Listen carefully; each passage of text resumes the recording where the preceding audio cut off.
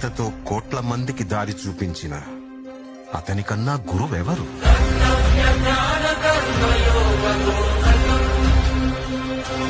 రక్షణ కోసం సముద్రం మధ్యలో ద్వారకా నగరాన్ని కట్టిన అతనికన్నా గొప్ప ఆర్కిటెక్ట్ ఎవరు?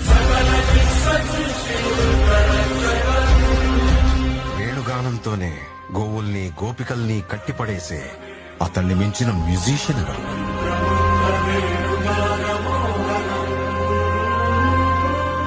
ధర్మం కోసం యుద్ధం చేయమని చెప్పిన అతన్ని మించిన వీరుడెవరు? హోమయాగాలతో వర్షం తెప్పించిన అతనికన్నా ప్రకృతిని అర్థం చేసుకున్న క్లైమటాలజిస్ట్ ఎవరు? అన్కంట్రోలబుల్ ఆర్పిఎం తో తిరిగే సుదర్శన చక్రాన్ని కంట్రోల్ చేసే అతనికి మించిన కైనెటిక్ ఇంజనీర్ ఎవరు?